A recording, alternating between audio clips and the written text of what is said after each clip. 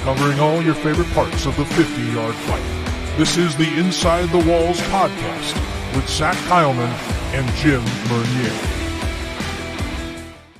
Good morning, good afternoon, good evening, wherever you are, wherever you're from. Welcome into the latest edition of the Inside the Walls podcast. And boy, oh boy, we do have a little bit of time before the championship, but surely we still have to go back and talk about that semifinal weekend, that semifinal Saturday on really the second to last edition of Wednesday Rewind of the 2022 season. Zach coming in here as always, hosting in the chair alongside my good buddy, pal, co-host all the way down in Jacksonville, Florida, Jim Mernier himself. Jim, hey, I know we got that 2 weeks till the championship, but have you gotten your bearings on what you witnessed on Saturday? I mean, pretty exciting slate of games. One in particular in Albany, New York, was right down to the wire.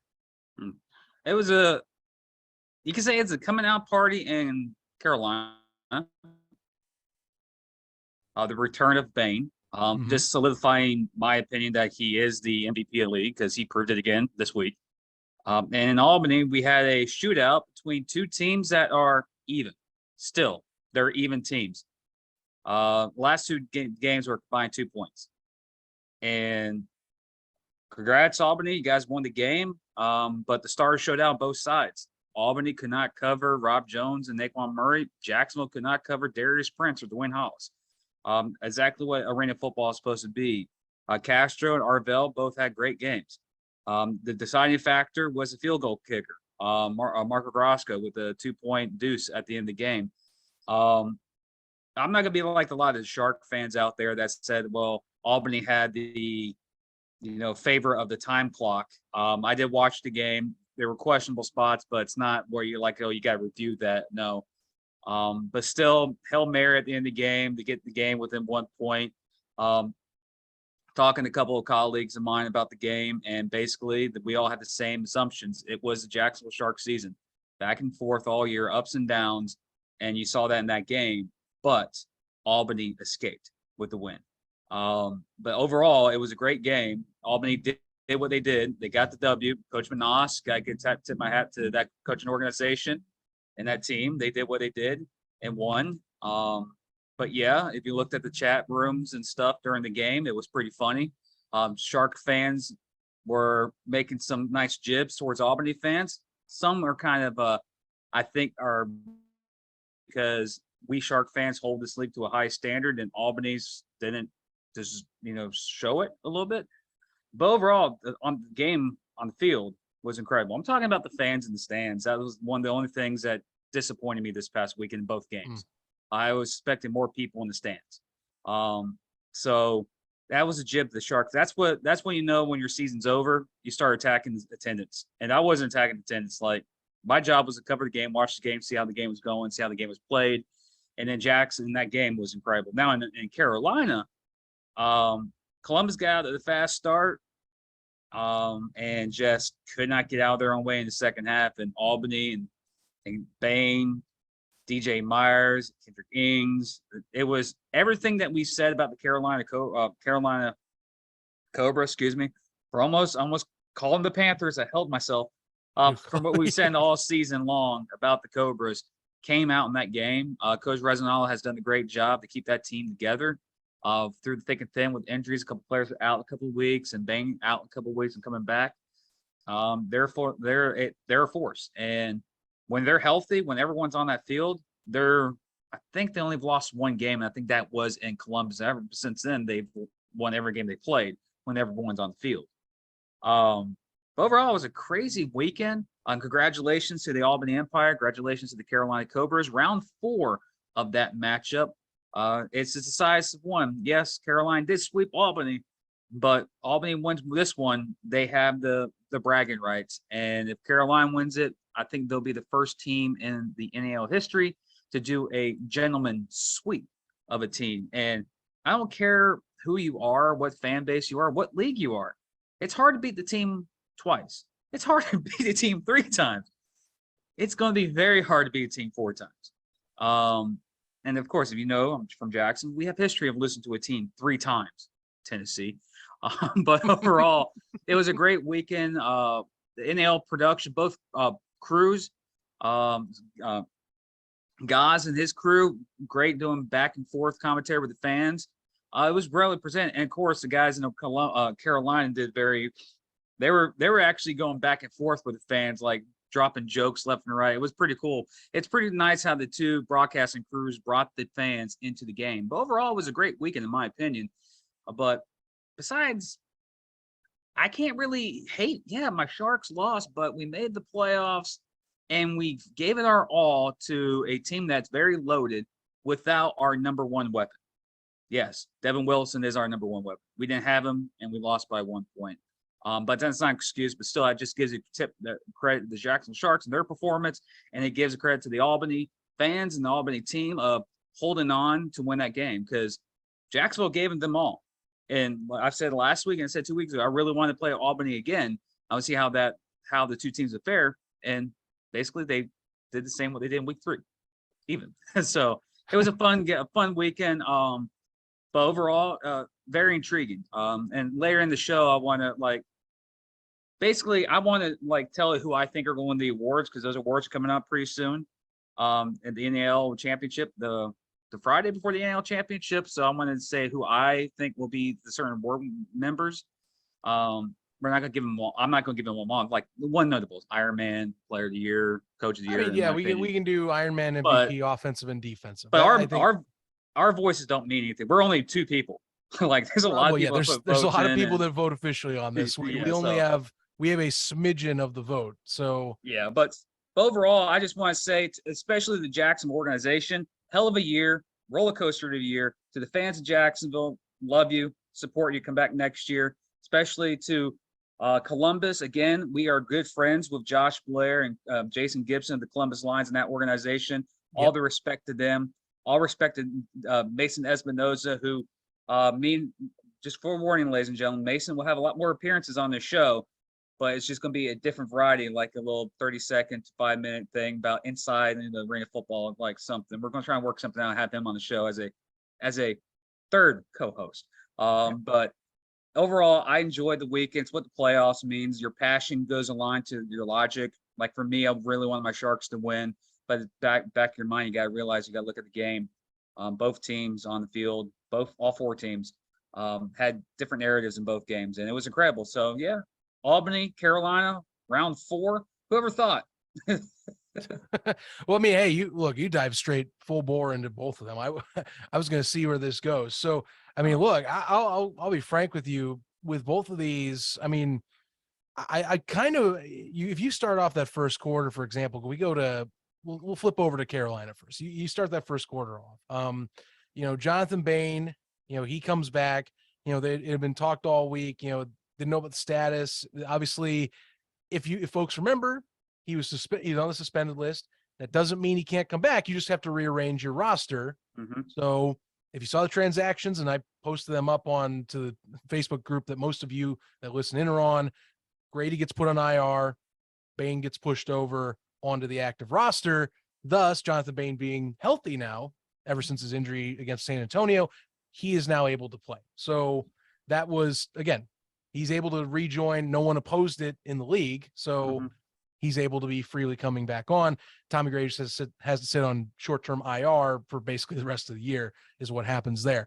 And you know what? At the beginning, I was kind of worried where this game was going to go, because he did throw an interception on his first drive. Now, credit the Cobras defense for slowing down the Lions, because they did have to only give up a field goal. And they did get a score the next drive. What was the crucial moment in this contest that flipped the momentum back was a gutsy onside kick call by the Cobras. TC Stevens laying one perfectly up where it's a nice bounce, gets that 10-yard range. And I believe it was Evans that came down with it. Oh, DJ. It was DJ? It was DJ Myers. Yeah, right on the boards.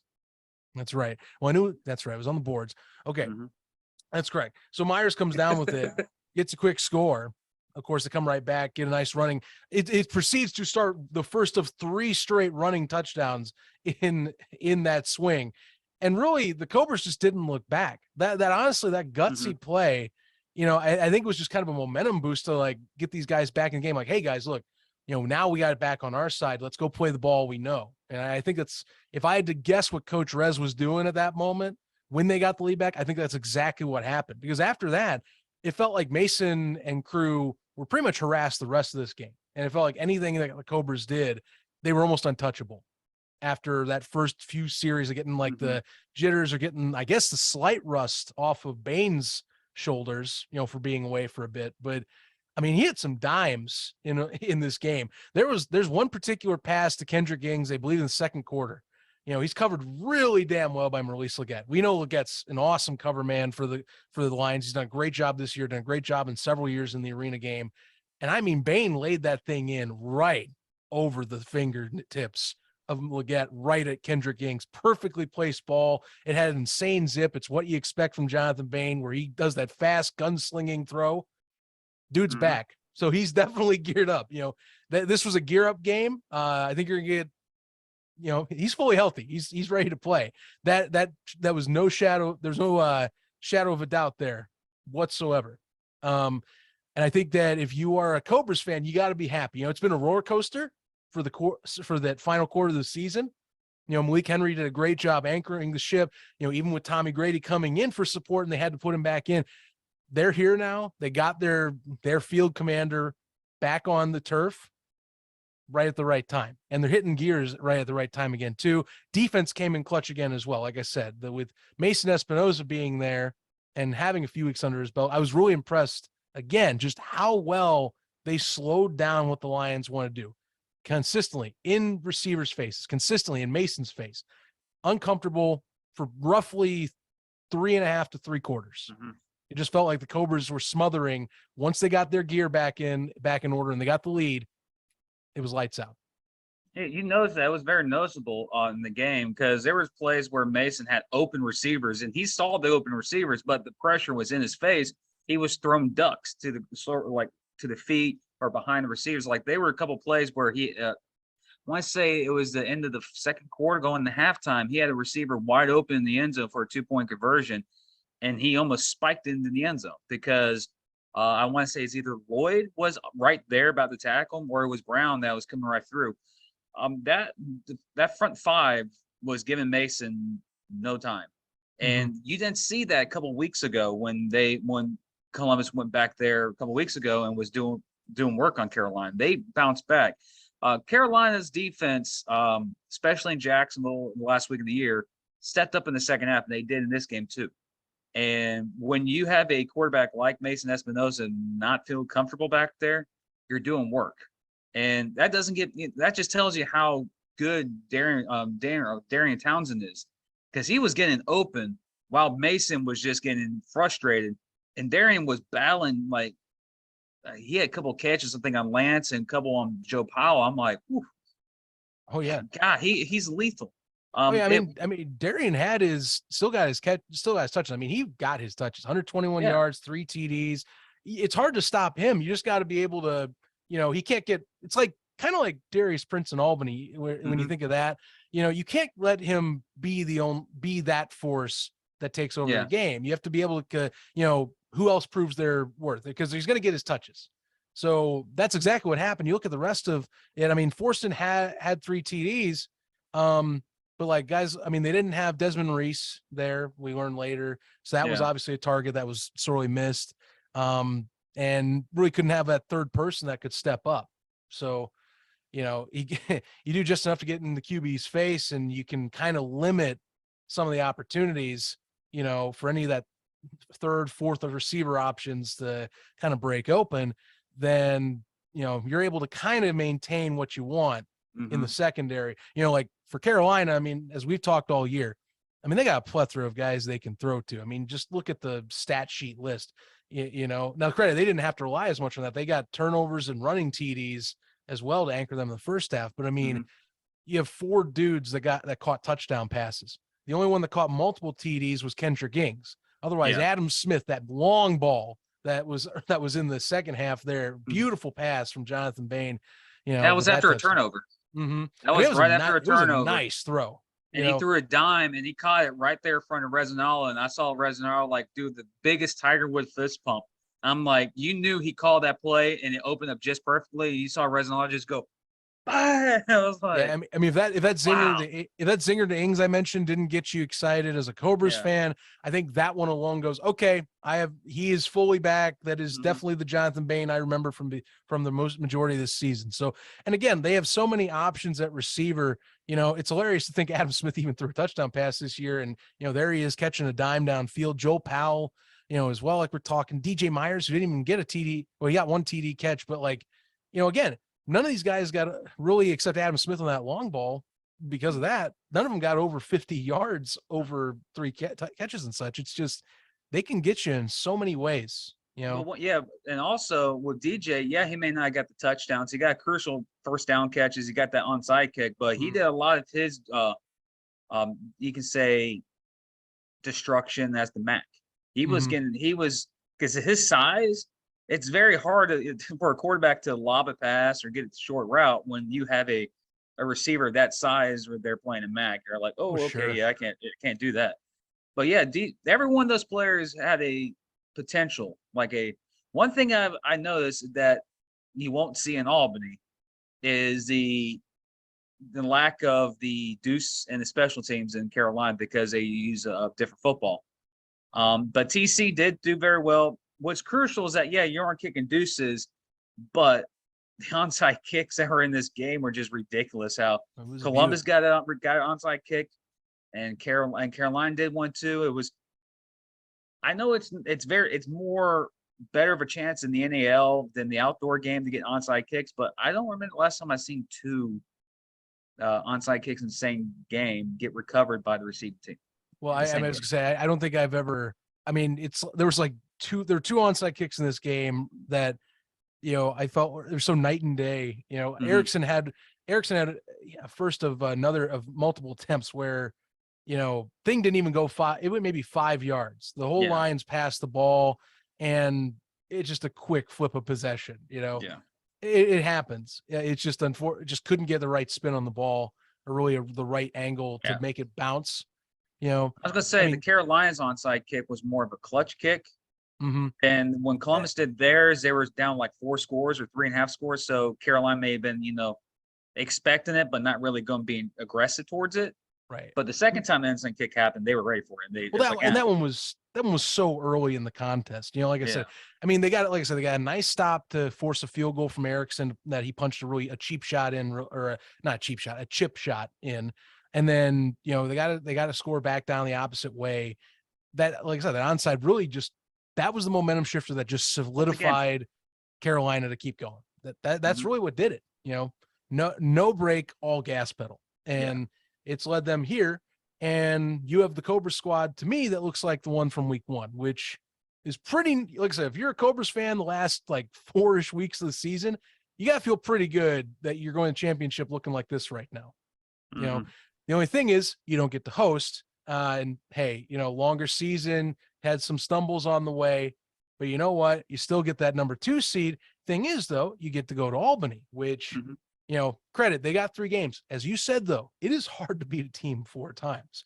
Now, what really, really stands out with this Empire game, I'll tell you, Jacksonville, I was wondering how close this was going to be with Arvell in. And you know what? For a duration of it, it kind of, the first half played out kind of how Albany's been getting wins as of late. That goal line stand late in the second quarter really, I thought, was going to flip it to where we would see Albany get the possession battles to where they could coast away. And I mean, give credit to that defense. Nick, they stopped 3 straight runs up the middle from Anthony Johnson. I mean, they stopped. Still great D-line stand, because honestly, with that short a yard of distance and the size that Johnson is, you should be able to punch it in. They did a great job holding their front 5. What really was awesome, and I do question the play call still from this, nonetheless, excellent job reading on the defense there, because that reverse could have gone for a TD if you have a defense biting on that run again. Luckily, you have some folks in that secondary. Nick Hag and company read that one, locked it down, and finished that play off for a 3-yard loss. And that flipped the script for the second half. Now, I'll tell you, one thing that helped with the Sharks, and this is really, it made it a lot closer than I thought, was that you have one interception that flips it along with some deuces, thanks to Nick Belcher. And it made for one heck of a finish. But something in Albany has been really doing a good job with this season is, honestly, I mean, their offense, after they got things figured out with Mike Faithful after week 1, Sam Castronova, as we've talked all year, this is not the same Sam Castronova you saw in Carolina, which is kind of ironic how these two are facing off with each other. You know, him Again. being on one previous. I mean, credit, yes, it's fourth time for these teams. I just find it funny Sam gets to go against his former team once more. I'll tell you, dude has played out of his mind. He's, 8 touchdowns by himself, either running or throwing himself. That crucial 2-point conversion to help push the score to where it was. Because honestly, you look how that game finished. You know, that Hail Mary to Arvell, you know, if that 2-pointer's not there, it comes down to that other 2-point conversion at that point. And also crucial kicks from Mark Orozco. And I'll tell you, right, for someone that had missed a good chunk of time, Empire fans could not be happier to see Mark score those 2 deuces late in that contest. 4-point swing. It's what good special teams does for you. Albany's got a lot true. That's true. The 4-point swing for Albany did, but you got to look on the other side. Jacksonville had 2 failed 2-point conversions. There was a 4 points right there that they would have got those 2-point conversions. That 2-point conversion that was made at the end of the game would have been for the win. Oh, it would have. So it was an even game. It's like, but that goal line stand in the second quarter, don't know what I don't know what Burley was thinking, running a fullback dive straight down the middle when Brandon Cesay's there. Like, it's like in the NFL running the ball to Aaron Donald. What are you doing? Don't run the ball to Aaron. He's going to blow you up. Right. And you got Nick Hag right behind him. Like, there's no way you're getting that. And they ran that play three times. I'm like, what are you doing? Like, do something different. Arvell, do a bootleg like he did against San Antonio. Do something unique.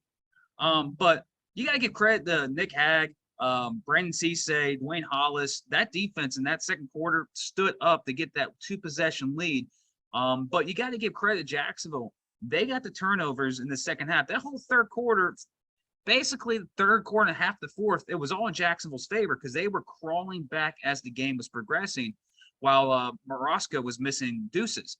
But then Morosco hit a crucial deuce at the end of the game that determined the game and that 2-point conversion. They made the clutch play at the end, which Jacksonville couldn't do early in the game. But there were a lot of crucial moments, like you had this Sam Castronova scramble over there for the 2-point conversion. If he would have got hit and sacked, we're talking about overtime. But he, again, made plays with his feet again, just like he did in Jacksonville in week 3 or week 4. I forgot when he did that, and threw it to a wide open receiver. Sam has like a lot of people in any football, you want to give credit to the quarterback. Like, the quarterback does everything, but it's a team game. You got to see your defense. Like, there's some teams out there, even in the National Football League, where their defense is elite and their offense is okay. For instance, the 2017 Jacksonville Jaguars, elite defense. Their offense, because it's Blake Bortles. And that defense carried him. The defense for Albany carried him for halfway through the season because of the turmoil of how the season was going. But Sam Castronova, when he's on, he's the best or one of the best players in the game. And he did that this game against you can say arguably maybe the second half MVP and Arvell Nelson, how he just turned the Jackson organization around. You got to give credit because that game, it was 2 teams coming in that game with 2 different type of mindsets. Jacksonville lost a crucial home game to Carolina and was going to Albany, and Albany clinched the home field. And it was just the best versus the best. Is Jacksonville a better team? As you can tell, Jacksonville is a much improved team than the first time they played them. And it came down to missed 2-point conversions, made deuces, key turnovers, and crucial stops. There were stops in the first and second quarter. I thought, as a Sharks fan, this is going to be a runaway. Then that second half, Jackson was getting stopped, and Castronova threw a bad interception. I'm like, oh, wow, this is going to turn the game. And, of course, the next play, Arvell throws a 40-some-yard bomb to Naquan Murray, who was wide open. No one was around him. The closest guy to him was like 10 yards. Oh, yeah. I'm like, this is an interesting game. go for two. They got the 2-point conversion. All of a sudden, it's a 3-point game. I'm like, oh, fourth quarter is going to be entertaining. And it just got better in the fourth quarter. And it came down to back and forth. Jacksonville took the lead. Albany took the lead. Jacksonville took the lead. And it came down to Orozco and that 2-point conversion by Sam Casanova at the end of the game that solidified, because Jacksonville just needed 0.1 seconds left on the clock, and they could have tied it at the end with a deuce. That was the thing that was going through the narrative last of that game. Does Jacksonville get a chance to kick a deuce? No, the time ran out. Well, that's the thing. You can't. I know some people were wondering that, but you can't change possession if there's no time. The whole purpose of that is if you have time to give possession back, which they just simply couldn't move the ball fast enough down the field to even get the deuce off. Correct. So,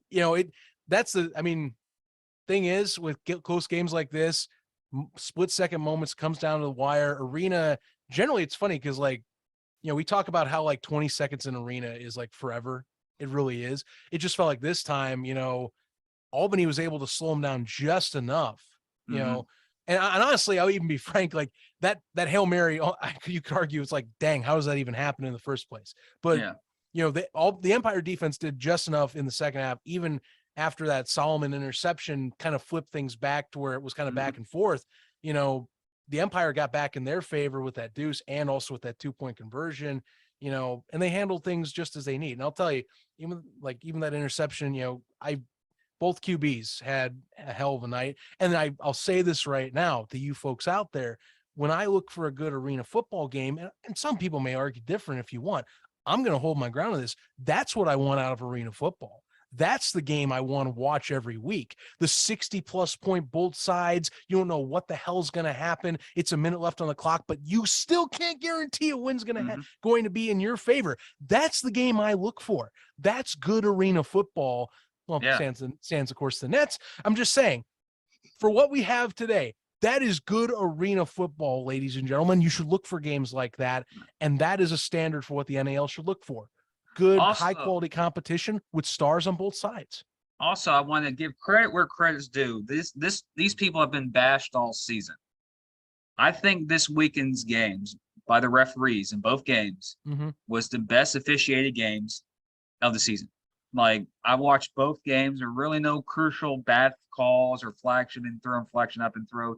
Well officiated games. The games went smoothly. Instant replay went smoothly in both games. There was nothing that slowed down the action. I just want to give the credit to the refs because you need your best crews out there for the biggest games in the year. And both fan bases, all 4 fan bases can't point at the refs, say the refs did this, the refs did that. No, these games actually came down to, did your team do what it needed to do to win the game?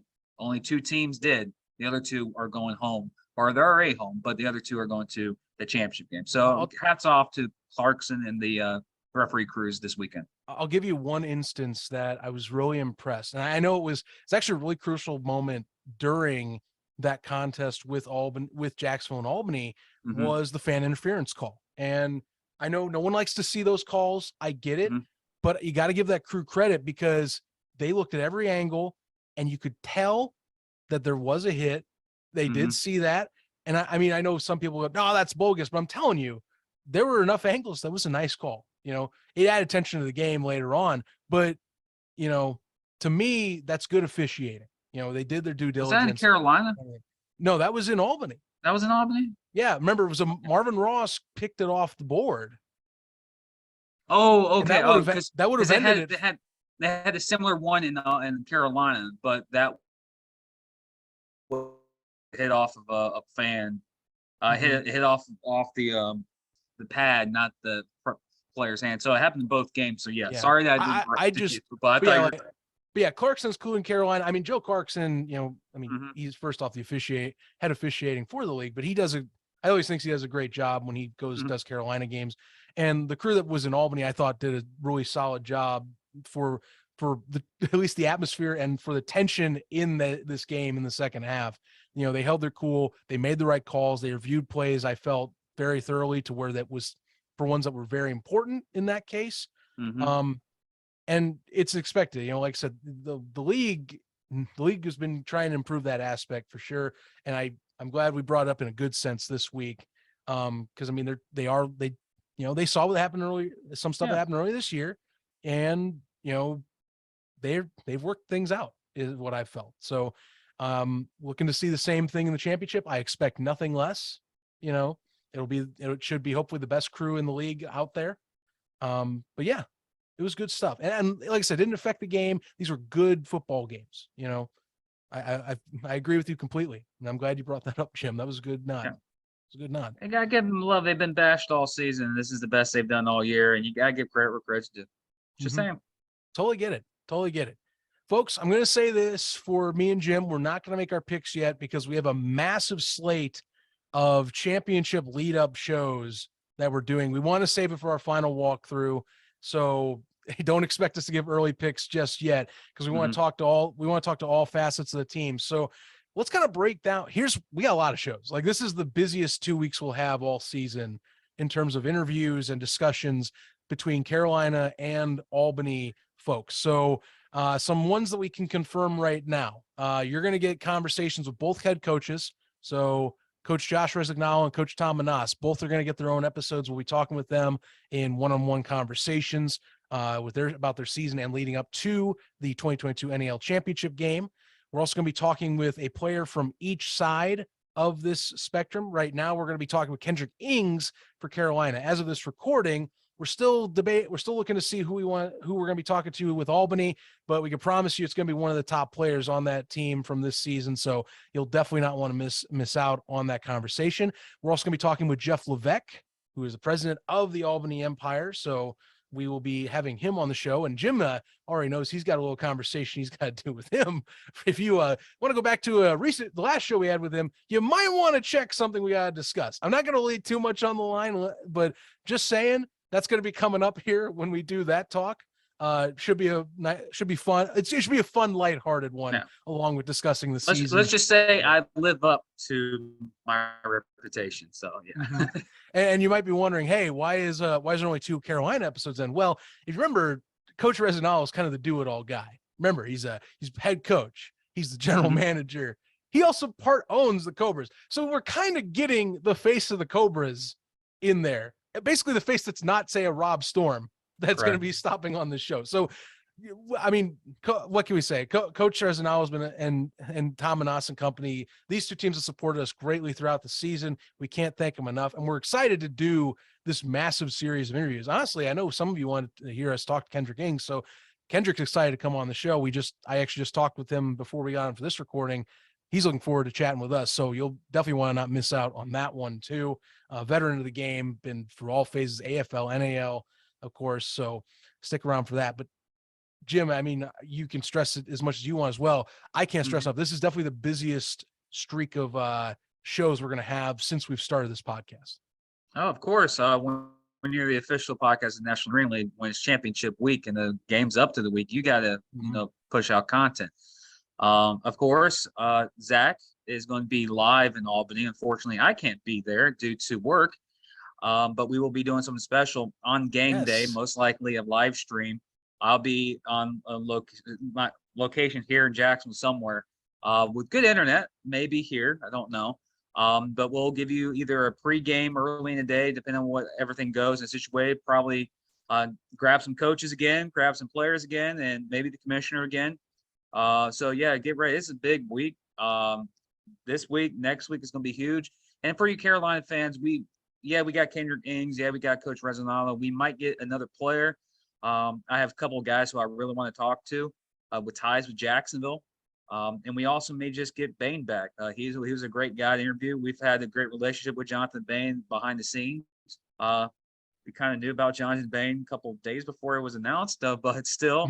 Right. But anyways, yeah, it's a big week. It stinks because I started my new job here in Jacksonville. And I'm in my probationary period for another 3.5 months. And I can't take any days off. So my travel limitations, everyone knows about all the travel issues in the United States right now, where you have people fly to locations for vacation. They're getting stranded in cities for extensive hours, like Zach here coming back from Ireland. He was in Toronto for an extra day. I don't want to go up to Albany and, fly to Atlanta or Newark and have to wait 24 hours, get a plane, and end up not having a job and get home. So I hadn't made a decision, but I can guarantee you this. I can confirm this from my boss today. Next year's I have like 4 days off plus the weekend. So I will be going to the NAL Championship game next year, Nice. guaranteed. Because I made sure to get those days off. So yeah, unfortunately I won't be there, but we will have content all throughout the week. We will have content on Saturday. Most likely coaches, whatever, maybe whoever the award winners are, we'll try to do it, try and get as much as possible. So yeah, stick together here on Inside the Walls on YouTube, Facebook, Twitter, and Instagram for all the content leading up to the NAL Championship game. Then once the NAL Championship game is completed,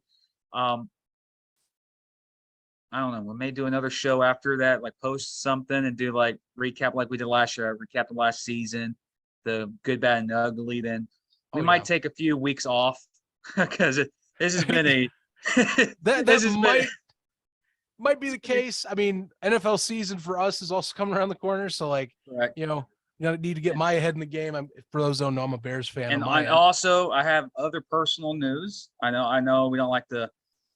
Well, we did you or the USFL. Oh, sure, do tell. Yeah, I was asked and joined a upstart podcast called Sports Zone 904, a podcast dedicated to cities, the Jacksonville City Sharks, Icemen, Jumbo Shrimp, Jaguars, and the local college teams here, Florida State, Georgia, and University of Florida. It'll be a weekly podcast. Go follow it at Sports Zone 904.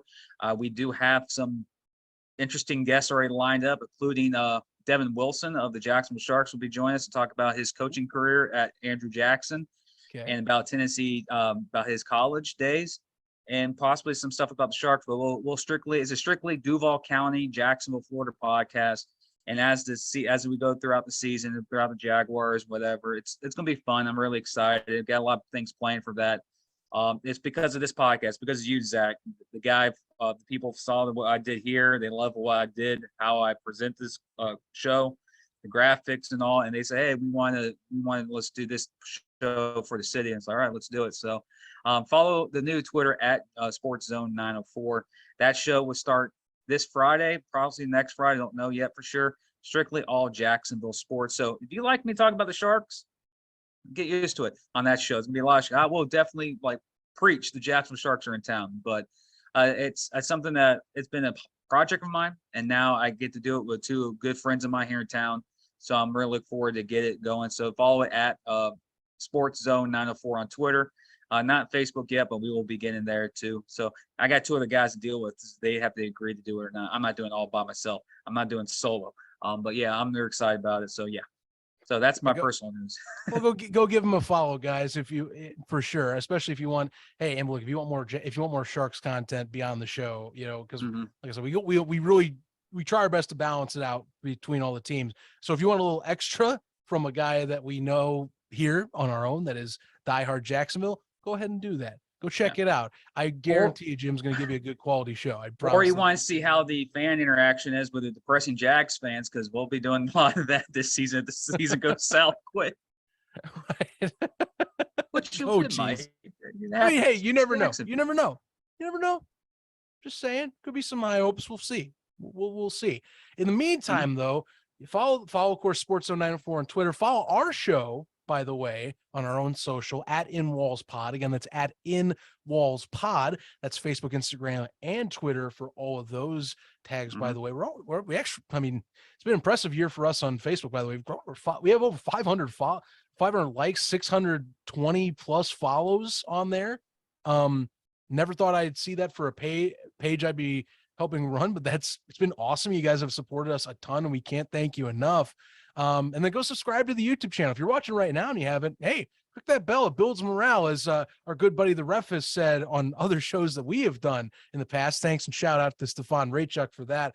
And, hit the subscribe button, because we got plenty more videos coming up. If you want to watch the video versions, if you don't want to watch listen to the podcast, check out the YouTube page, get a little more of the personality, and look at our ugly mugs, and maybe the new facial design I got here with my, the goatee look. I wasn't going to say anything. I know no one's acknowledged it. That's the beauty. They've all passed by, but they know this goatee's here. No, they know it's. I'm not going to acknowledge you. You're not Roman Reigns, my friend. I know I'm not. Folks, thanks for tuning in for us so far this season. We got tons of stuff going to the championship. I hope you guys are excited as much as I am. I'm excited to go to, and I'm going to say it's because it's true. I've been to arena games. I haven't been to an NAL game. This is my first NAL game I'm going to be going to on August 13th, and I can't wait to meet a bunch of folks down there that I have been wanting to talk to in person. It's going to be a blast, and if you're down there, I hope to meet you too. That's what I'm going to say. I know there's plenty of folks in Albany that listen to the show, and those that are Carolina that go down, I hope to catch you because I will be roaming around there, and I can't wait to talk to all of you about this great sport that is arena football. For my partner, Jim Renier, I am Zach Common saying so long. Catch you for our next episode, which will be coming soon. Should be that interview with Kendrick Ings. So stay tuned for that, and stay tuned for the rest of our slate the rest of this week. See you soon.